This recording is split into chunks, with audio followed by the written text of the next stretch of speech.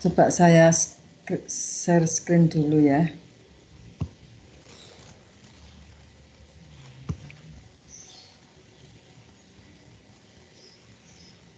Sudah terlihat ini? Sudah, Halo? Ibu. Nah, ini mau saya berikan contoh ya, contoh yang harus dibuat oleh pengampu itu tentang modul handbook. Modul handbook ini salah satu contohnya adalah pengantar biokonservasi yang kemarin sudah Bu Tami sampaikan di pengantar. Kemudian Bu Tami mau ke tugasnya dulu. Tugasnya itu sekarang seperti ini.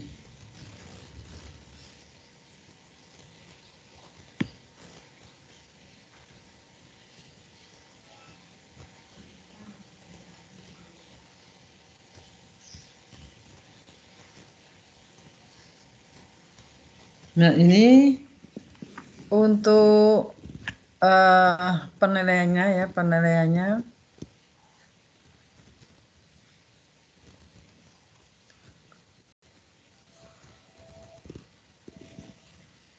Jadi ada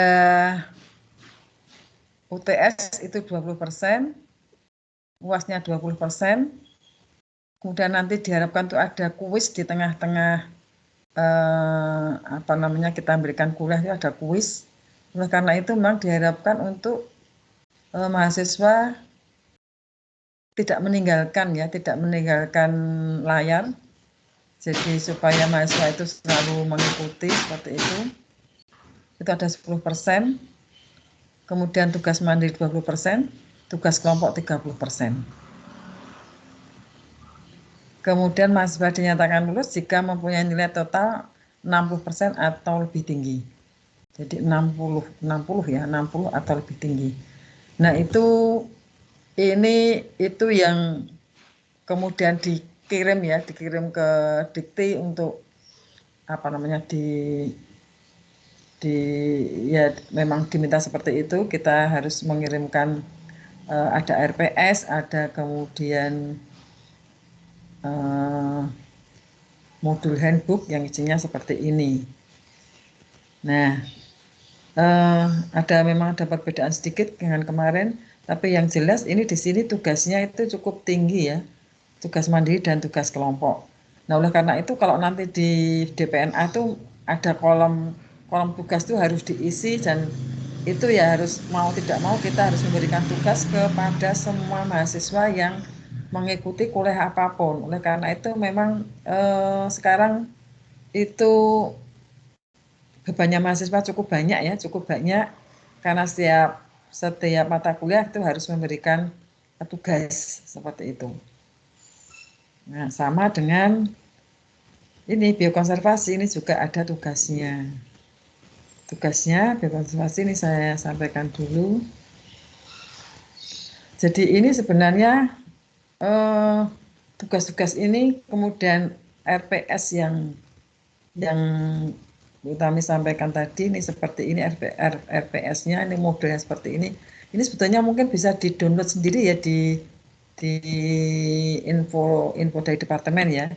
Jadi ada tadi kami sampaikan ada capaian pembelajarannya itu apa, kemudian nanti outputnya itu apa, kemudian kriteria indikator kalau itu sudah dilakukan itu, kemudian apakah baik apa tidak, bisa menerima tidak, itu ada indikatornya. Jadi komplit sekali di sini. Jadi untuk yang kemarin memang kita pas saat liburan itu kita ngebut membuat seperti ini yang harus segera dikirimkan ya. Ini mungkin bisa dibaca oleh seluruh universitas ya, di mana saja, seluruh mahasiswa universitas di mana saja. Karena memang sekarang ada pertukaran mahasiswa, jadi mahasiswa bisa memilih kuliah di mana saja ya. Kalian bisa nanti misalnya tertarik dengan mata kuliah yang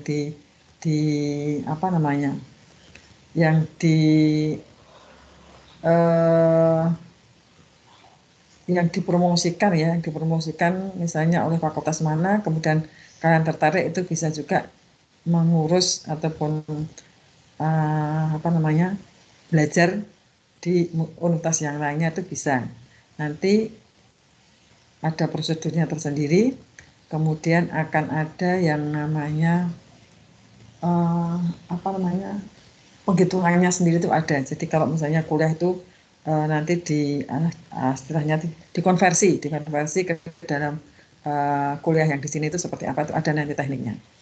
Ya, jadi semua seperti itu. Ini ada di biologi ini ada dua yang masuk dari pertukaran mahasiswa, satu dari Papua kalau tidak salah, yang satu dari Kalimantan. Itu boleh masuk di situ, ikut kuliah reguler dan nanti kita berikan nilai juga seperti itu. Nanti di sana itu mestinya juga akan dikonversi untuk mata kuliah tertentu yang mungkin sejenis ya, sejenis.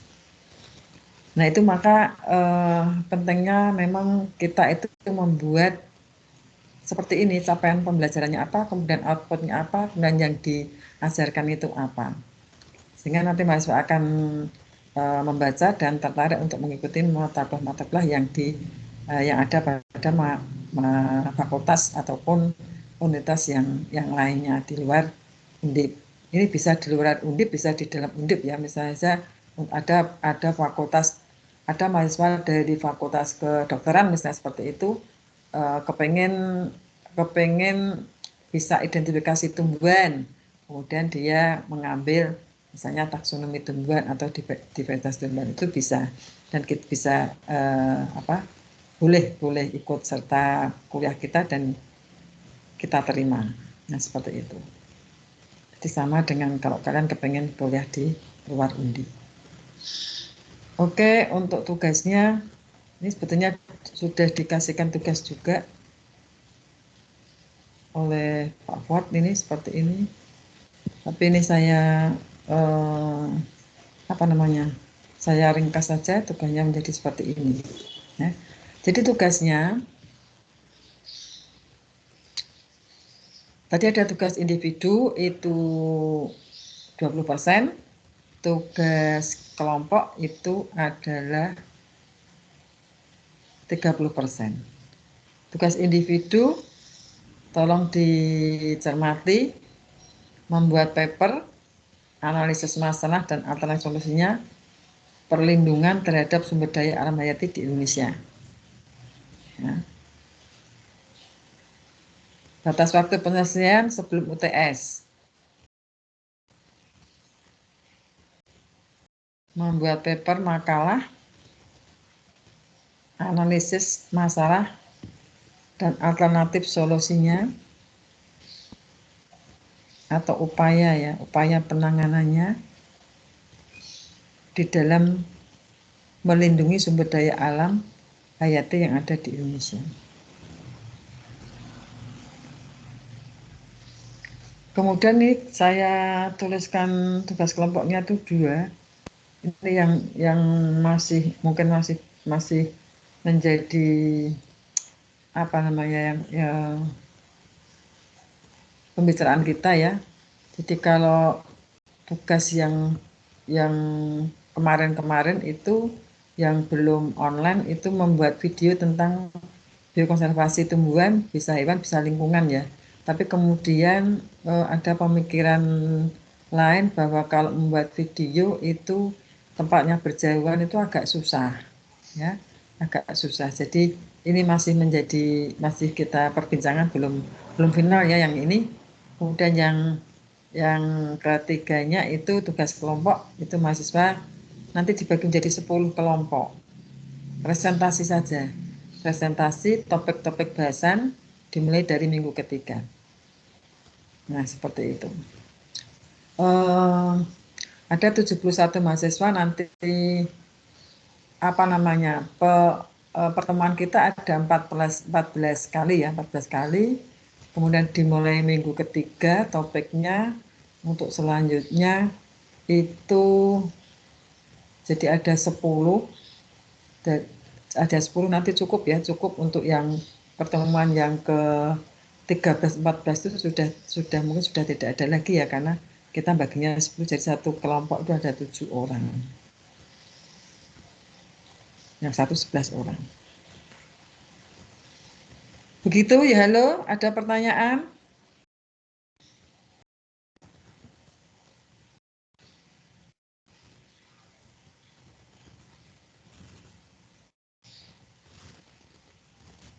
Bagaimana? Ada yang keberatan? Ada yang memberi saran? Silahkan. Priscilia, Devi, Fauzan, Zidan, Anel.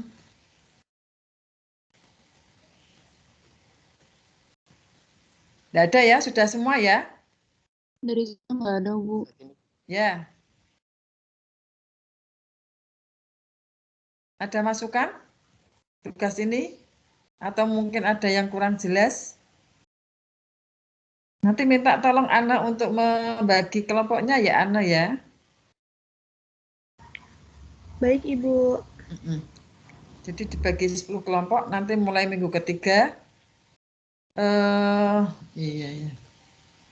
Topik pembahasannya kurang lebihnya seperti ini ya. Sebentar. Saya ambilkan.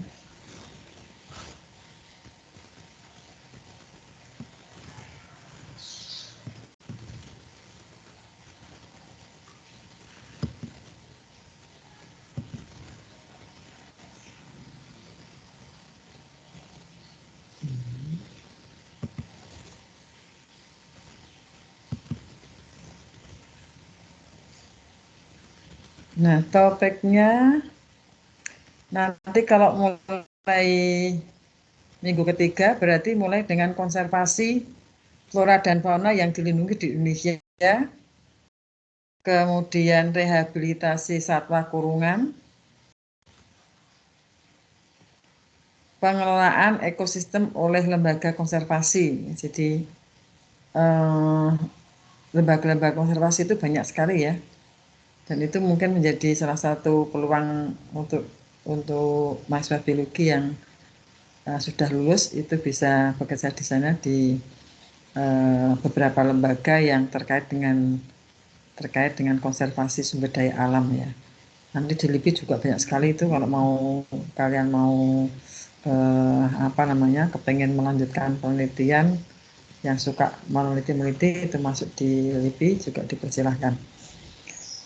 Jadi konservasi flora fauna yang dilindungi, rehabilitasi satwa kurungan, kemudian konservasi berbasis plasma nutfah, kemudian jasa lingkungan kawasan konservasi. Jadi nanti sumber daya alam hayati ataupun di situ bisa ditemukan di kawasan-kawasan konservasi, itu salah satu fungsinya adalah bisa memberikan jasa lingkungan ya. Jasa lingkungan itu sangat penting sekali. Dan nanti kalian buat saja ini presentasinya. Kemudian ada hukum perlindungan dan perjanjian internasional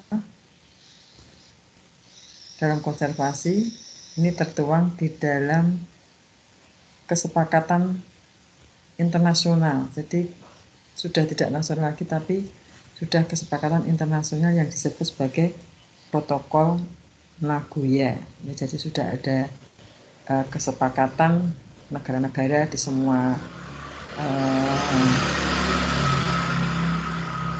yang ada di dunia ini ya, negara-negara itu kemudian membuat kesepakatan tentang bagaimana undang-undang tentang perlindungan terhadap sumber daya alam. Jadi isinya nanti ada undang-undang di situ, ada aturan-aturannya yang sangat rinci. Kemudian UTS, kemudian peningkatan dan pengembangan penelitian, nanti bagaimana mengembangkan penelitian di bidang konservasi, khususnya di kawasan lindung ya, misalnya saja mau di Taman Nasional boleh, mau di cagar alam boleh, mau di hutan rakyat barangkali juga boleh seperti itu. Kemudian penilaian indeks kerentanan kawasan, konservasi. Jadi ini juga menjadi salah satu hal yang perlu kalian ketahui bahwa suatu kawasan itu bisa dihitung indeks kerentanannya seperti apa. Apakah dia cukup bagus atau rentan terhadap kerusakan ya, kerusakan. Bisa nanti dilakukan penelitian. Ini penelitian yang cukup baru dan jarang dilakukan. Karena itu tidak apa-apa kalau penelitian yang jarang dilakukan itu biasanya menantang. Tapi kalau penelitian yang sudah biasa itu ya kita tidak begitu tidak begitu tertantang dengan apa yang kita lakukan ya. Tapi kalau ini meneliti tentang indeks kerentanan ini sangat menantang dan ini sangat bagus sekali sebetulnya. Kemudian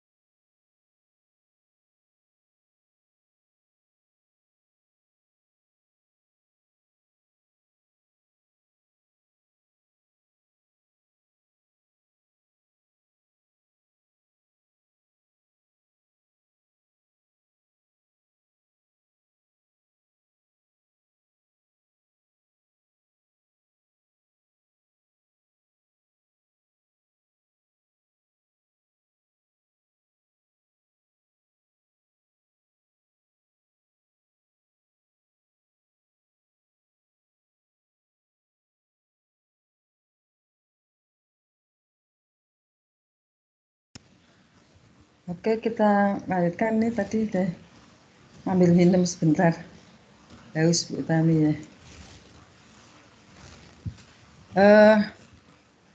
Keliru. Di mana ya? Ya. Tadi sampai ke penilaian indeks kerentanan ya, penilaian indeks kerentanan.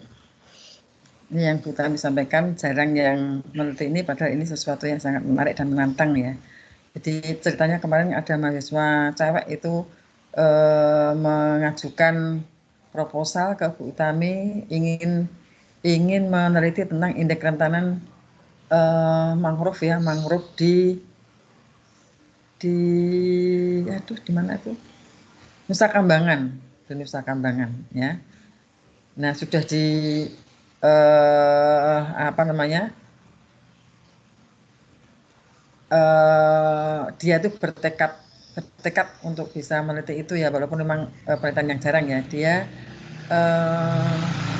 lihat jurnal kemudian tertarik dan pokoknya kepengen lah meneliti seperti itu. Akhirnya juga kesampaian, walaupun juga ya tadi tantangannya cukup berat, tapi bisa selesai juga dan merasa puas sekali seperti itu. Jadi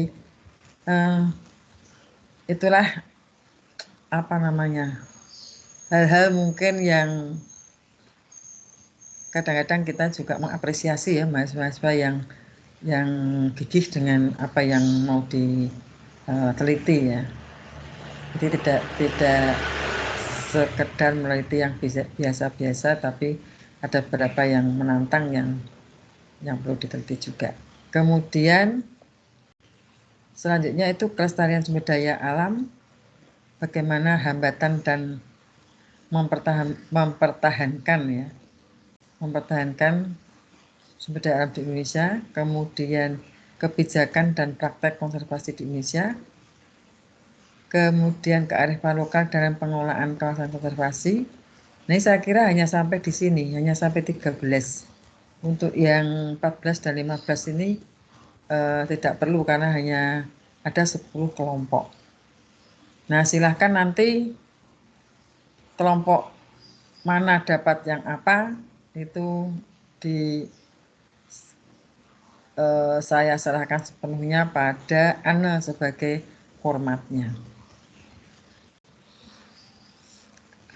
Begitu materi yang akan kita sampaikan dan juga sekaligus tugas yang harus kalian buat.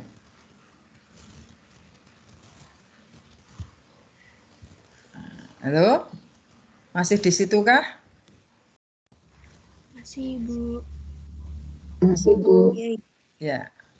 Itu ya, jadi ada 10 topik. Nanti mulai minggu ketiga kalian sudah presentasi.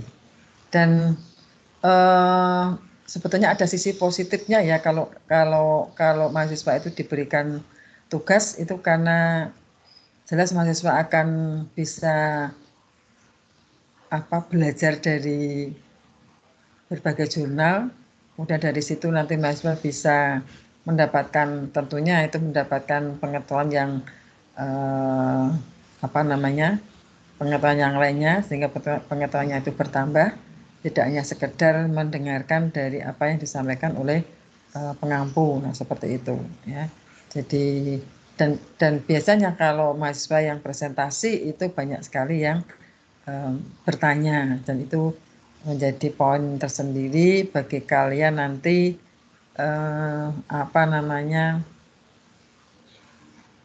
keaktifan dalam mengikuti diskusi yang disampaikan oleh teman-temannya, seperti itu. Ya. Itu tadi adalah tugas kelompok, tugas mandiri sudah, tugas kelompok sudah. Tolong itu dikerjakan secara optimal, secara totalitas, sehingga hasilnya juga akan menjadi sangat baik dan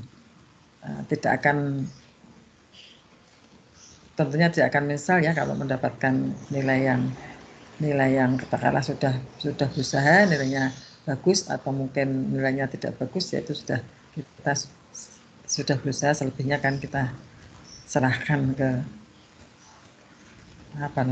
nasib seperti itu. Oke, itu saja mungkin untuk tugasnya. Tugasnya ini yang penting karena ini sekali lagi ini 50% sendiri, nanti kita menilainya. Kemudian nanti di selesai ada kuis, nanti tolong untuk bisa diperhatikan. Kuisnya itu dikerjakan pada saat itu, dikumpulkan pada saat itu, sehingga kalian juga harus selalu mengikuti perkuliahan. Kuisnya kapan nanti ya tidak dikasih tahu ya, seperti itu. Nah, kemudian walaupun teorinya hanya 20-20, tapi Bu Tami berharap juga nilainya juga jangan diabaikan ya. Jadi semuanya nanti akan terkumpul menjadi nilai yang baik. Oke, itu tugasnya. Kemudian kita lanjutkan dengan overview-nya. Jadi overview di sini tentunya kita melihat apa yang sudah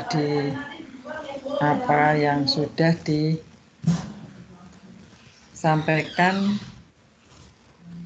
pada kuliah sebelumnya terkait ataupun sambungannya ataupun lanjutannya biokonservasi, yaitu di dalam pengantar biokonservasi ya.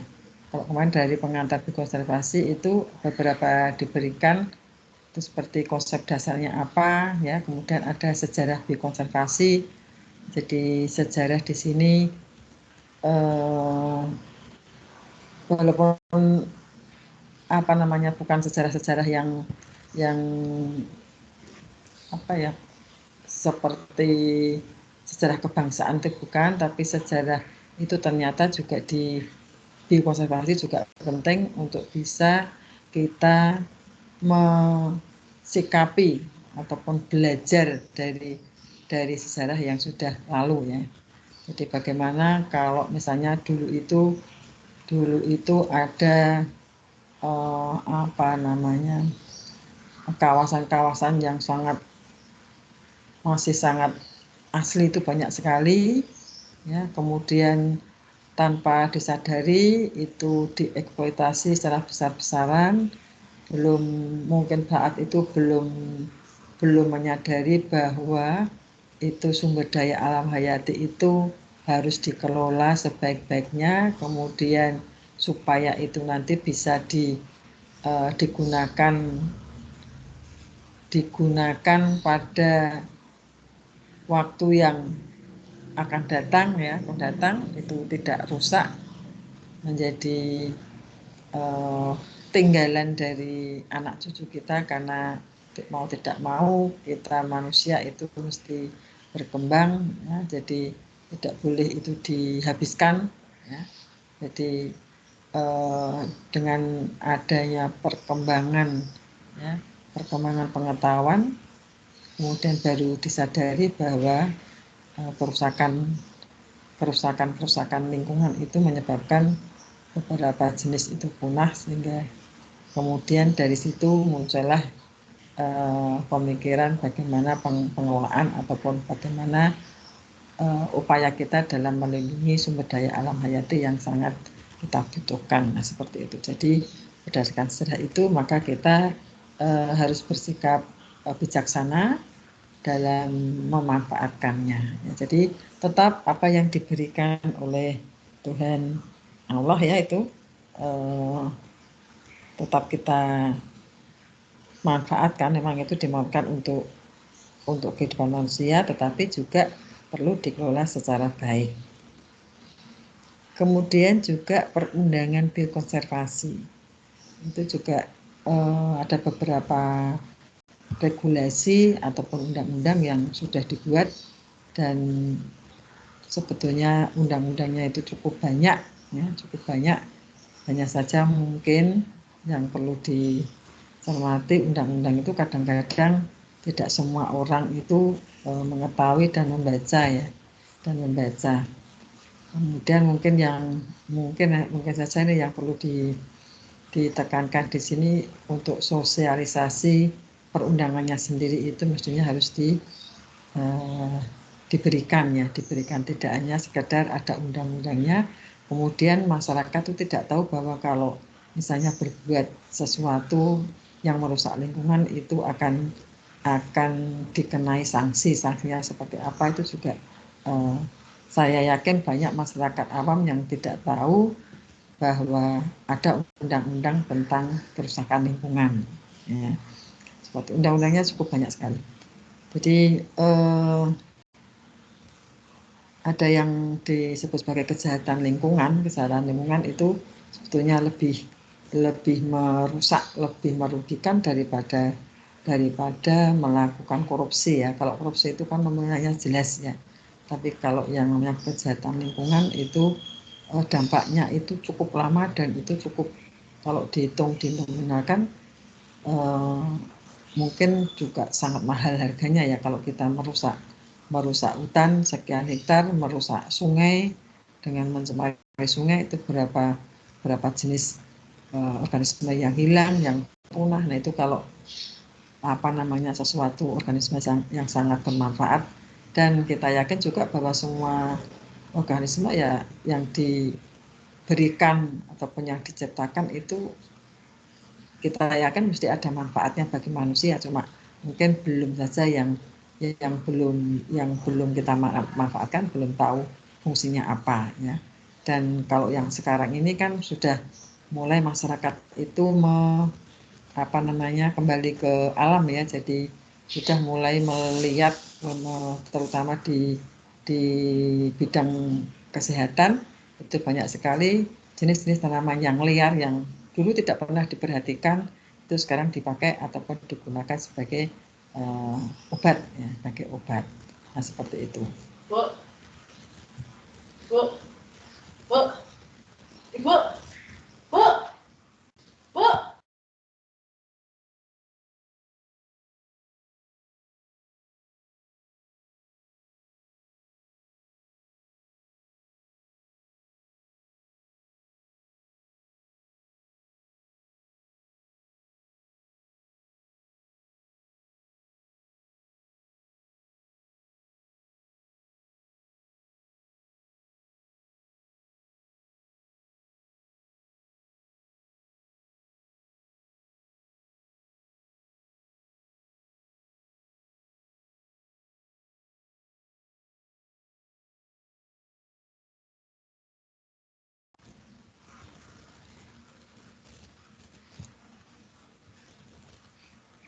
Kemudian kemarin juga dibicarakan tentang konservasi keanekaragaman hayati ya. Itu ada beberapa tingkatan. Kita bisa melihat ada tingkat genetik, tingkat spesies, dan tingkat ekosistem ini yang perlu juga kita pelajari, kita kita perhatikan. Kemudian apa itu sumber daya alam hayati, kemudian pemanfaatannya untuk apa saja pada saat pengantar lingkungan sudah diberikan. Kemudian yang penting juga di sini ada ancaman dan juga gangguan. Ya. Ancamannya apa, terus gangguannya apa juga, apa saja itu juga kita kita pelajari di sana ya. Kemudian ini tentang flagship, umbrella species, dan keystone, ini juga spesies kunci yang sangat berperan di dalam ekosistem. Ini juga kita bahas pada saat itu. Kemudian apa saja macam-macam kawasan lindung, banyak sekali ini.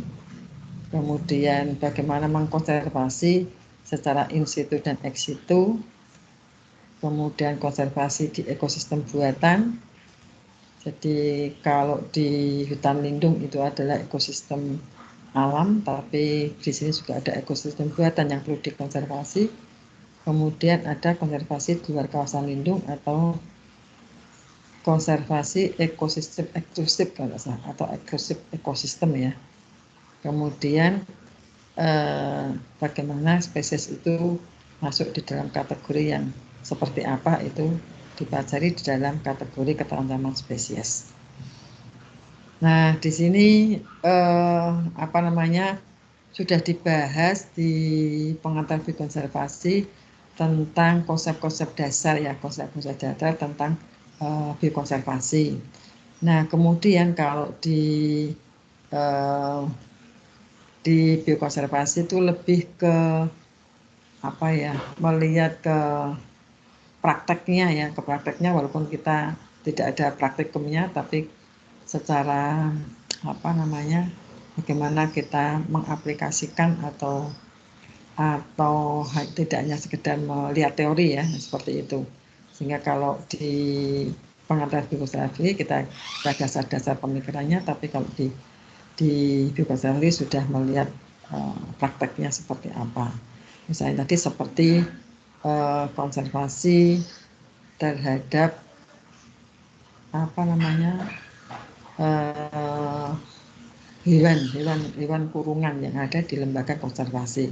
Itu seperti apa nanti kita apa namanya, kita bahas. Nah, ada beberapa mahasiswa yang KP ya. KP itu dia mengamati ataupun ikut serta di dalam merawat hewan-hewan kurungan hasil dari mungkin dari ada hewan-hewan yang mungkin sakit atau hewan-hewan sitaan yang harus dipelihara, harus dirawat terlebih dahulu sebelum dilepas liarkan. Itu juga bisa dipakai ya, informasi itu sangat bagus sekali, bisa digunakan untuk kerja praktek. Jadi kerja praktek itu tidak harus kita melakukan penelitian di lapangan kecil-kecilan, tapi juga bisa di lembaga-lembaga konservasi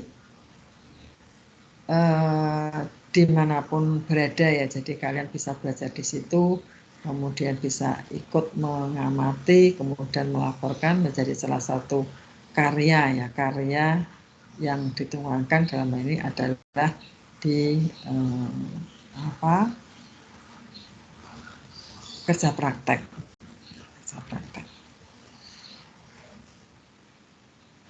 Kemudian kita kembali lagi ke konsep dasar ya, kita mengingat lagi, mereview lagi. Jadi pengertian biokonservasi. Mengapa biokonservasi itu dibutuhkan? Mengapa sumber daya alam itu penting? Bagaimana ancamannya apa saja? Ya. Ini semua sudah diberikan, kita hanya mengulang sekilas pintas sebelum masuk ke biokonservasi untuk materi yang akan diberikan pada semester ini. Nah, ini definisinya ini berulang-ulang disampaikan, berharap kalian bisa apa namanya ya, sudah bisa memahami betul ya, sudah hafal betul, sudah mengerti betul tentang definisi konservasi. Ya. Jadi konservasi didefinisikan sebagai upaya perlindungan, penyangga kehidupan, pengawetan plasmanufa serta pemanfaatan keanekaragaman hayati berdasarkan prinsip-prinsip kelestarian.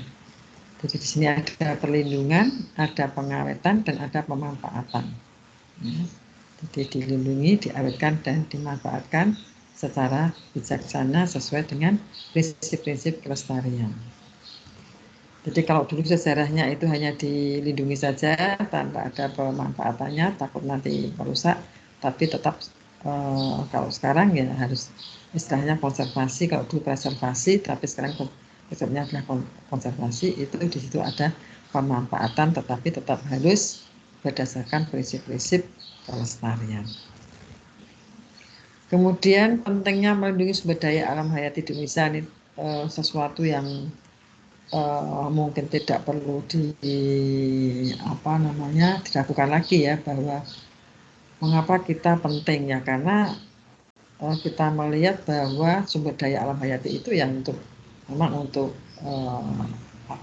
unsur alam yang sangat diperlukan untuk kelangsungan kehidupan manusia. Kalau tidak ada ataupun berkurang ataupun rusak sumber daya alam hayati, ya tentunya kehidupan kita juga akan terganggu. Nah, kalau kita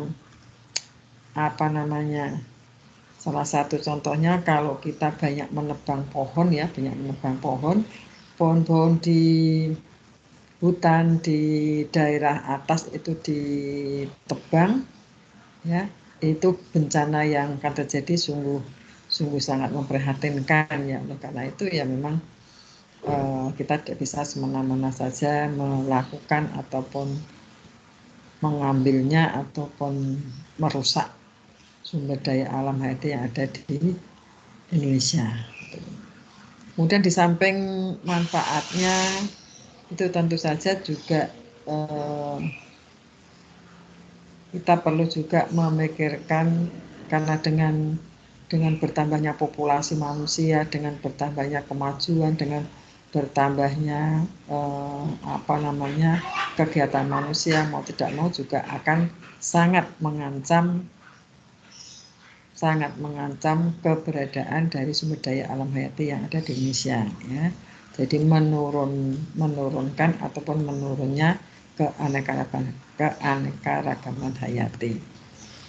Kemudian yang menjadi hal penting lagi bahwa krisis keanekaragaman hayati itu sekarang tentunya sudah kita rasakan betul ya, bahwa beberapa negara, beberapa kawasan itu sudah banyak mengalami kerusakan sehingga sudah ada namanya global warming ya. Pemanasan global itu diakibatkan oleh kerusakan lingkungan. Kerusakan lingkungan mungkin bisa oleh pencemaran, bisa oleh illegal logging, bisa oleh overhunting, overfishing dan sebagainya. Nah ini krisis hayati ini juga menjadi perhatian mengapa kita perlu melindungi sumber daya alam hayati khususnya yang ada di Indonesia.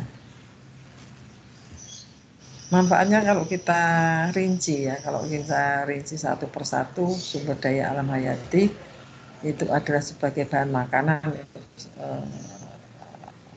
sudah sangat jelas. Jadi banyak sekali ada hewan, ada tumbuhan yang bermanfaat sebagai bahan makanan ya.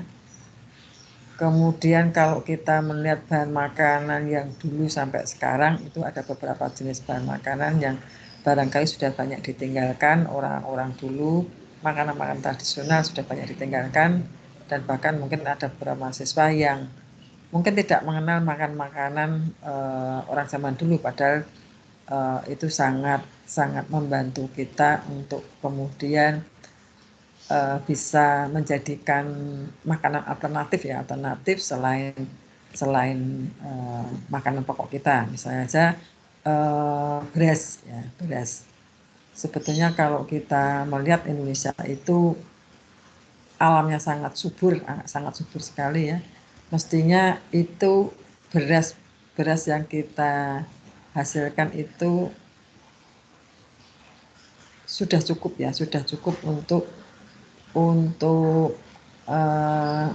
mencukupi kebutuhan rakyat Indonesia ya. Kalau dilihat begitu banyak sawah-sawah yang terhampar menghijau seperti itu ya, di Jawa cukup banyak juga, kemudian di luar Jawa apalagi, sehingga mungkin kalau itu memang betul-betul dilaksanakan dengan baik, produksinya kemudian dikelola dengan baik, kita yakin kita tidak perlu impor beras dari negara lain. Nah, seperti itu. Nah, namun kenyataannya itu ya karena perkembangan zaman, pertambahan populasi tadi, yang harus kemudian kita menyediakan beberapa fasilitas seperti perumahan, seperti jalan, seperti ya fasilitas yang lainnya, sehingga tanah-tanah yang subur, yang makmur, yang irigasinya bagus itu sekarang sudah dialihfungsikan menjadi lahan-lahan ataupun perumahan-perumahan yang bagus ya. Jadi yang dulu mestinya bisa ditanami beras dengan hasil yang maksimal, sekarang hanya ditumbuhi bangunan-bangunan yang kemudian dihuni oleh manusia. Nah itu seperti itu sebenarnya juga perlu kita dari sisi konservasi mestinya juga harus kita kita perhatikan ya tapi kembali lagi ke kebijakan ataupun juga mungkin politis juga ya seperti itu. Itu sebagai bahan makanan. Jadi ada beberapa makanan umbi-umbian itu yang dulu diperkenalkan oleh mungkin kalau Bu Utami masih punya bapak ibu, mbah gitu ya, mbah yang kakek nenek itu dulu banyak sekali juga mengolah makanan umbi-umbian dan itu sangat enak. Tapi kalau sekarang barangkali sudah tidak ada lagi mahasiswa ini anak-anak sekarang yang tahu ya tentang bahan makan yang tradisional. Ini salah satu manfaat dari sumber daya alam itu sebetulnya sebagai bahan makanan. Jadi jangan sampai jenis-jenis tumbuhan, jenis hewan yang bermanfaat itu kemudian dibiarkan dan lama-lama menjadi punah ya, Ini sangat disayangkan. Kemudian sebagai bahan bangunan rumah dan perkakas ini biasanya pohon-pohon yang besar ya, yang kemudian digunakan ataupun memang diperuntukkan untuk bangunan ataupun untuk perkakas rumah tangga. Dan tidak kalah pentingnya itu bahwa sumber daya alam hayati itu digunakan untuk obat-obatan ya. Obat-obatan tentunya obat-obat herbal ya, tidak sintetis, dan ini sangat baik untuk kesehatan manusia. Kemudian sebagai sumber devisa ini banyak sekali yang bisa dihasilkan dari sumber daya alam kita yang begitu melimpah ruah ya, dari laut, dari hutan, dari manapun itu Indonesia itu sebetulnya kaya raya akan sumber daya alam hayati ya. Tinggal kita bisa atau tidak menjaganya.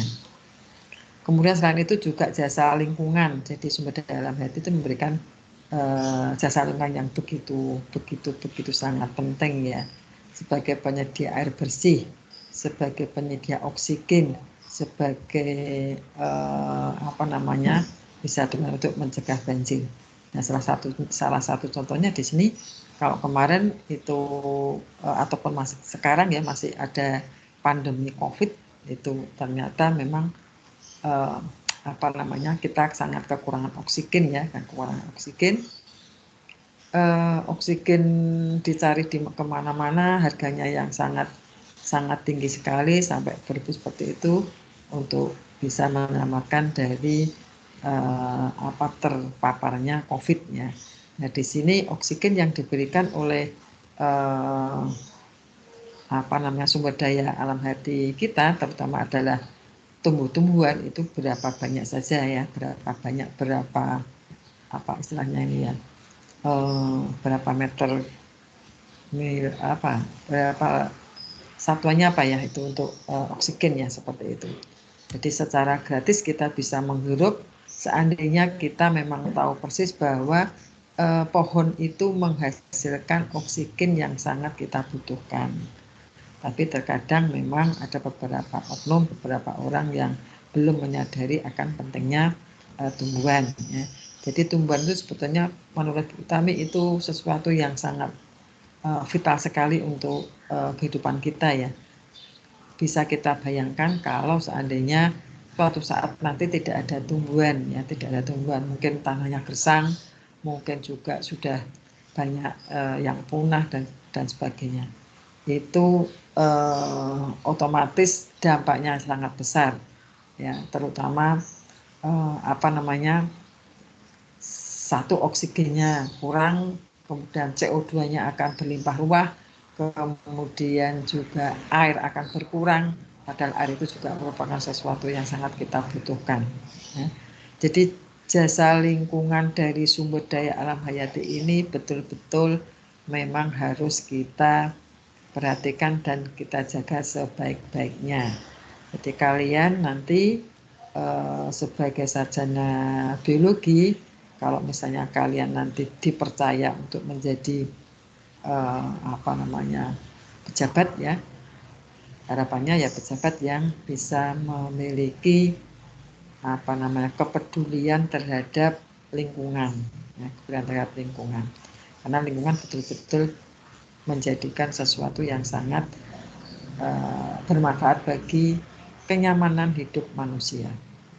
Kita punya uang banyak, kalau lingkungannya tidak baik, ya akhirnya kita tidak bisa hidup dengan normal, dengan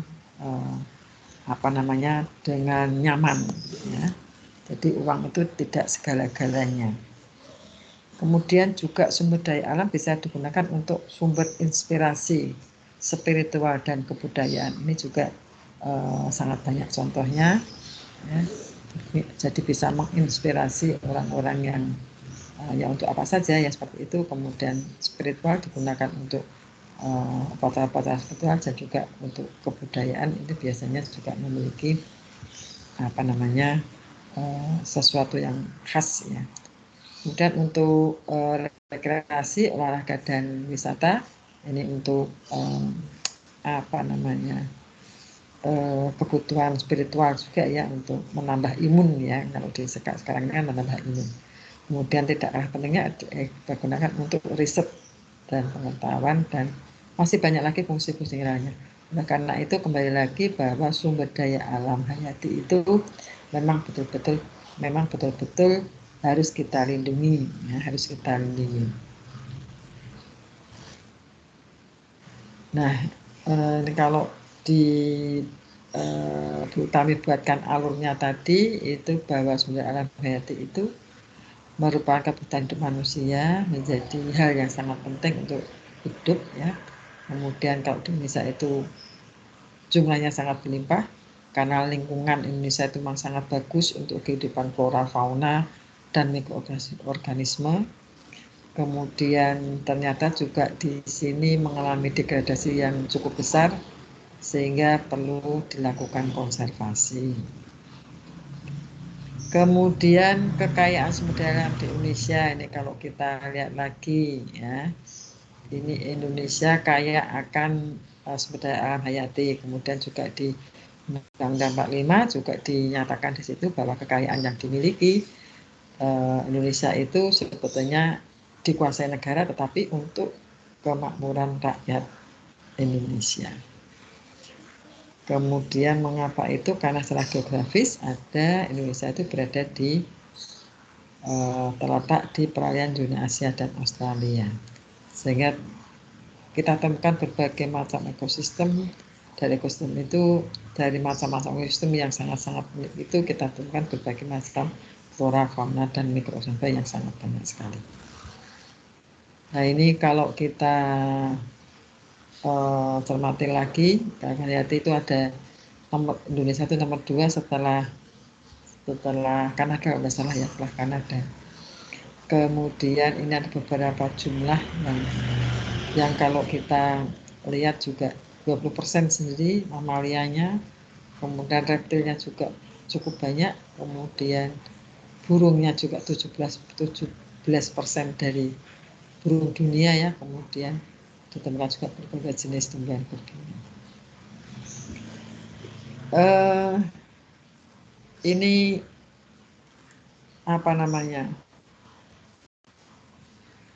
kalian sebagai mahasiswa biologi silahkan, mungkin ada beberapa yang kepengen penelitian ya. Penelitian itu kalau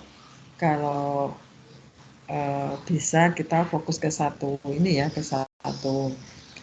satu organisme ya. Misalnya kelompok organisme burung ya. Yang saya contohkan di sini adalah di biologi itu pakar burung yang dikenal sebagai pakar burung itu adalah Pak Baskoro. Kenal tidak Pak Baskoro? Halo? Kenal Pak Bas enggak ya? Kenal Ibu. Nah, sering mengikuti webinarnya enggak? Sering Bu. Gimana? Pak Bas itu di luar itu apa namanya, dikenal sebagai pakar burung ya. Jadi banyak sekali webinar yang diikuti ataupun disampaikan oleh beliau, sampai mungkin tidak hanya di Indonesia tapi sudah go internasional. Kemudian kalau kita lihat itu berita-berita di TV itu juga Pak Bas itu sering muncul ya, ada di TV One, ada di Google TV, itu sering muncul bahkan bersama-sama dengan ahli-ahli burung yang ornitologi ya, ahli-ahli burung di apa namanya, di banyak negara luar ya, seperti itu. Nah, kalau kalian kepengen misalnya saja meneliti fokus satu, itu nanti akan menjadi sesuatu apa ya, hal yang sangat spesifik ya, spesifik itu juga menurut kami juga bagus ya. Jadi dikenal sebagai mungkin ahli burung, ada mungkin ahli kupu-kupu, atau mungkin ahli, kalau sekarang kalau tumbuhan mungkin porang ya, porang itu baru naik daun ini, baru naik daun, apa itu porang, kemudian mengapa porang kemudian menjadi komoditas yang mahal dan sebagainya, itu bisa. Atau mungkin kalian kalau tumbuhan itu bisa mungkin mengambil, saya akan fokus ke Singaberase atau fokus kemana, atau mungkin kalian juga senang jalan-jalan di hutan, itu juga bisa melihat ekosistem hutan seperti apa, kemudian bagaimana konservasinya. Jadi di biologi ini sebetulnya banyak hal yang bisa diteliti ya, banyak hal yang bisa diteliti dan sangat menarik ya. Jadi kalian bisa mengambil satu, itu yang Bu Tan contohkan itu Pak Baskoro itu, dia itu seminar di mana-mana itu dan terkenal, dan memang penelitiannya utamanya di S3-nya itu memang khusus di burung ya, di burung. Dan penelitiannya itu sudah dilakukan ternyata sudah lama sekali ya, ada 10 tahun itu beliau meneliti tentang burung terus seperti ini. Jadi nanti mungkin salah satu contoh saja, nanti kalian bisa mungkin juga ada yang mengikuti jejaknya Pak Bas, mungkin tidak harus burung, tapi mungkin reptilia mungkin salah satu apa yang diambil seperti itu ya, mungkin kelompok-kelompok tertentu, kemudian juga tumbuh-tumbuhan juga bisa digunakan sebagai fokus penelitian dari kalian. Dan ahli apa seperti itu nanti bisa dikembangkan terus. Kemudian, nah, walaupun Indonesia itu dikenal sebagai negara dengan sumber daya alam hayati yang melimpah ruah, bahkan keanekaragaman hayatinya nomor 2 sedunia, maka ternyata juga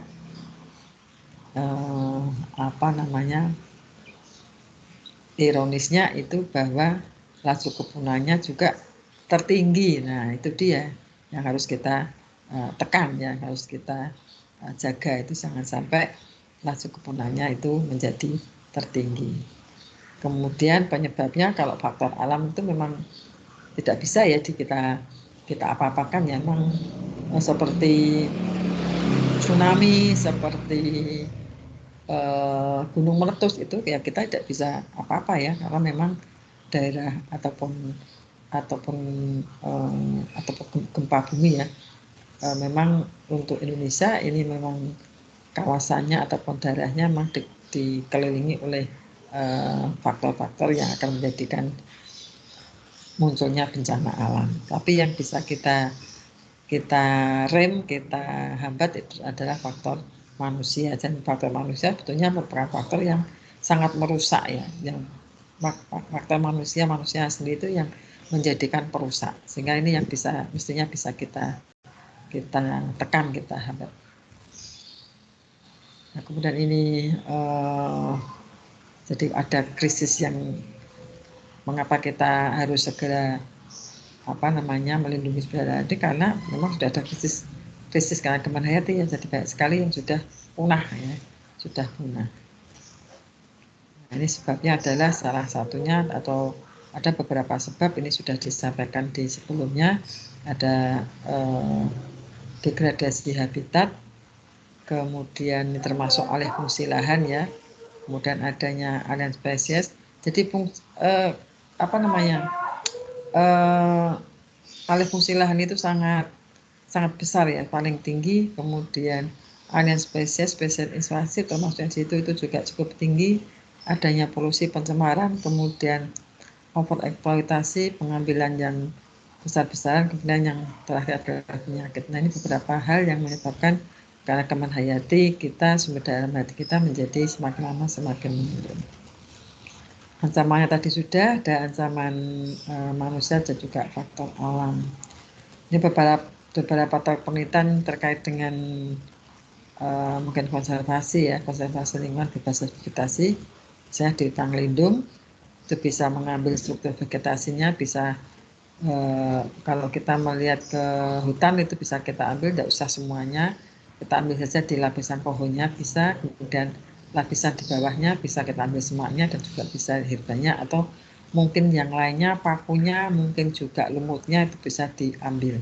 Jadi salah satu kelompok saja yang diambil untuk penelitian di hutan. Kemudian keanekaragaman tumbuhan kelompok takson tertentu bisa tadi, bisa paku-pakuan, bisa kemudian ternyata di situ ada orkidase, anggrek-anggekan, kelompok anggrek, atau mungkin juga singobrase, atau singobrase ini biasanya juga digunakan untuk obat-obatan ya, ataupun juga dengan arase. Arase ini seperti contohnya adalah korang ya, yang digunakan sebagai dibuat beras itu katanya ya, tapi saya juga belum pernah merasakannya. Dan bisa dilakukan juga konservasi daerah pesisir melalui kajian struktur vegetasi daerah pantai mangrove-nya. Di mangrove di Indonesia sebenarnya juga banyak, tapi yang di Jawa ini sudah mulai berkurang ya. Tapi kalau untuk penelitian juga masih bisa dilakukan. Tapi yang paling banyak adalah di luar Jawa. Kemudian struktur vegetasi di daerah perkotaan juga menarik untuk diteliti, karena perkotaan itu juga mestinya juga ada hutan kotanya juga harus ada. Kemudian potensi keanekaragaman tumbuhan pangan ya. Jadi melihat adanya tumbuhan pangan yang ada di sekitar kita, misalnya aja banyak sekali ya, ada kalau yang kemarin kami lakukan itu karakterisasi keanekaragaman varietas mangga, ada pisang, ada, itu varietasnya banyak sekali, itu bisa dijadikan sebagai topik penelitian ya. Tidak usah luas-luas daerahnya, di kabupaten saja ataupun mungkin di beberapa kelurahan. Nah, keanekaragaman tumbuhan umbi-umbian ini juga banyak sekali yang mengambil dieskorase dan pemanfaatannya oleh masyarakat wilayah tertentu. Ini bisa lari ke etnobotani atau mungkin ke taksonomi. Oke, itu saja mungkin untuk kuliah perdana hari ini. Mudah-mudahan overview ini bisa membuka kembali, menyegarkan kembali, merefresh kembali apa yang sudah disampaikan sebelum melanjutkan ke mata kuliah biokonservasi. Ada pertanyaan? Ibu mohon maaf, izin menyampaikan yang gagal absen Ibu. Oh iya, iya. Betul. Iya lupa Mbak Ana. Terima kasih ya sudah mau. Oke, saya ini dulu Bu Tami, ke absen dulu. Lupa tidak dilihat. Terima kasih sudah diingatkan. Sama-sama Ibu. Oke. Ada berapa Mbak? 1, 2, 3, 4 ya? Hanya 4 ya? Nggih Ibu, 4. Oke, ada 4. Bentar.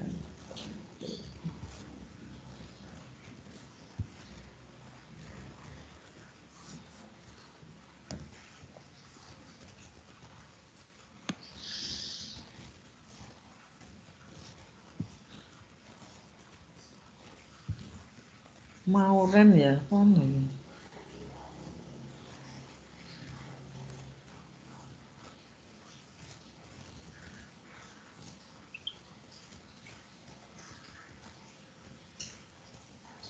Mauren tuh ndak absen ya? Karena ndak di ini ya, ndak di dia ndak ini ya, ndak lapor ya?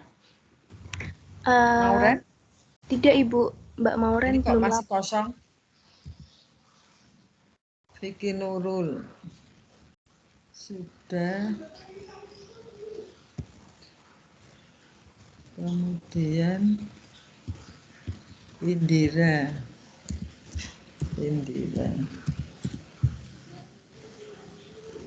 sudah, terus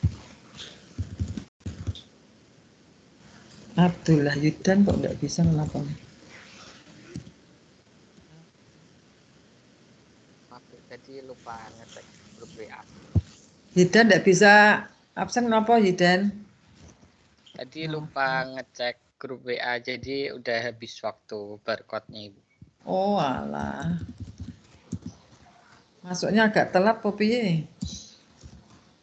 Saya ikut meet dari tadi tapi lupa soal absen Ibu. Ya udah diabsenkan Bu Tami nih. Terima kasih Ibu. Ya. Udah semua. Bentar saya lihat yang tidak masuk hari ini. Ada 2 yang nggak absen ya. Satunya tuh Mauren ya. Mauren tuh memang sering gagal absen, nggak tahu kenapa ya. Sejak kemarin ya, sejak apa namanya? Ya mata kuliah ternyata juga sama ini. Mauren itu apa memang di rumahnya agak jauh ya dari ini ya, dari sinyalnya nggak ada atau bagaimana ini? Oke, ada pertanyaan? Kalau tidak ada, saya cukupkan sampai di sini ya pertemuan untuk hari ini. Silahkan segera saja untuk bisa kemudian anak untuk bisa membagi supaya kelompoknya itu bisa mempersiapkan diri, karena waktunya saya yakin sekali bahwa kalian itu tugasnya banyak, setiap mata kuliah mesti ada tugasnya, dan oleh karena itu memang Bu Tami yang pertama itu saya sampaikan adalah tugasnya supaya kalian bisa membagi waktu sehingga tugasnya ini memang betul-betul bisa kalian kerjakan dengan sebaik-baiknya ya. Jadi tolong nanti segera dibuat, dibagi kelompoknya supaya segera dikerjakan masing-masing kelompok. Oke. Saya akhiri pertemuan hari ini dengan alhamdulillahirrahmanirrahim. Saya tutup. Wassalamualaikum warahmatullahi wabarakatuh. Selamat pagi semuanya dan jaga selalu kesehatan. Waalaikumsalam warahmatullahi wabarakatuh. Terima kasih Bu. Terima kasih Bu. Terima kasih Bu. Ya. Sehat-sehat Ibu. Amin.